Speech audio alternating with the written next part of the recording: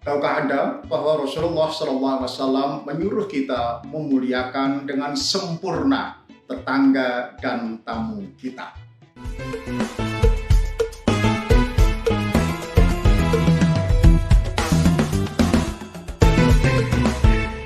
Assalamualaikum warahmatullahi wabarakatuh.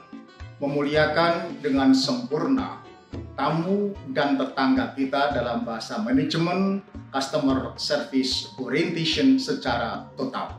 Rasulullah bersabda, "Man kana yu'minu billahi wal yaumil akhir wal yaqul khairan aw liyasmut.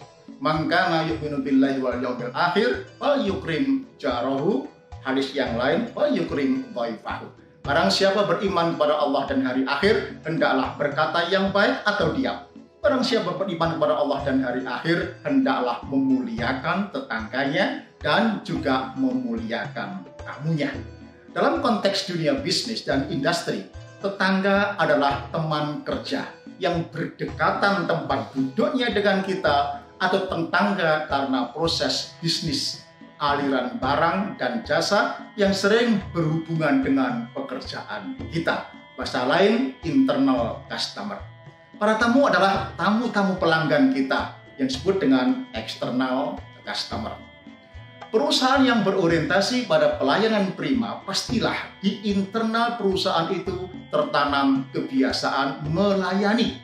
Ya, melayani sudah menjadi great habit pada tetangga, teman kerja, pimpinan ke bawahan atau bawahan ke atasannya atau perusahaan ke pelanggannya. Bagi mereka, melayani sudah menjadi ruh atau jiwa seluruh stakeholder, bukan formalitas sekedar memenuhi job description pelayanan prima. Bahkan, pemimpin hadir menjadi teladan dalam melayani, termasuk pada anak buahnya. Karena Nabi menegaskan al-imamu khadimuhum, pemimpin itu hakikatnya adalah pelayan. Jiwa melayani itu soft skill, keterampilan, jadi tidak bisa diceramahkan, tapi cukup para senior dan pimpinan menjadi role model, teladan dalam melayani para pelanggannya. Tidak justru menjadi beban anak buah yang selalu marah-marah untuk minta dilayani. Nah, ketika saya menjadi direktur utama sebuah percetakan media, saya diapresiasi oleh kawan maupun lawan. Apa rahasianya karyawan kami kok loyal, engage, padahal gajinya standar-standar saja? Kami memuliakan tetangga, teman kerja, termasuk bawahan. Pertama, manajemen afsus salam. Humble pada semua karyawan, makan siang rame-rame di kantin karyawan, pimpinan yang mudah diakses oleh karyawan. Bahkan ketika merangkap direktur pabrik kertas, kami tidak punya ruang direktur utama, padahal pabrik kertas itu luasnya 26 hektar. Kenapa? Pikir kami, membangun wibawa pemimpin tidak harus dengan jaim, jaga jarak karyawan seperti bos mafia. Wibawa pemimpin bisa dibangun dengan kelebihan ilmu, pengalaman, dan kearifan pimpinan. Nah, kedua, menjenguk para karyawan ketika sakit, melayat takziah ketika karyawan mendapatkan musibah, selalu berserikat dengan mereka dalam kebahagiaan dan saat mendapat nikmat. Apa maknanya ketika kita mendapat nikmat bersama karyawan?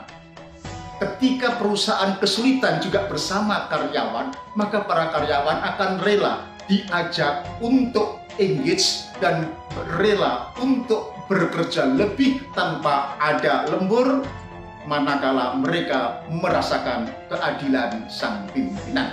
Yang ketiga, jangan pelit memuji. Mengucapkan selamat pada karyawan jika mereka berprestasi atau mendapatkan kebahagiaan. Kesannya ternyata sangat dalam dan lama tertanam. Suatu hari saya berhasil men-speed up PM2 dari hanya 160 ton per day menjadi 250 ton per day. Padahal sudah hampir setahun keadaan yang semacam ini. Saya dapat apresiasi dari Big Boss, Mas Huda, Mas Cahyo, Anda hebat. Hanya sependek SMS itu saya simpan bertahun-tahun karena kesannya sangat mendalam. Sebagai pemimpin, jangan merasa pernah pelik memuji, mengapresiasi karyawan kita. Nah, manakala karyawan salah, jangan pernah marah-marah di ruang rapat atau di depan umum. Kemana Pak? Jangan, bahkan kami pun sering menegur, Wadir, saya traktir di warung kopi. Artinya leadership itu seni, tidak mesti pakai akal ngotot yang berlebihan. Pada setiap kesempatan, saya menanamkan kearifan kepada karyawan bahwa melayani, memberi itu bagian dari pengabdian kita kepada Allah Subhanahu wa Ta'ala. Mari kita mulai.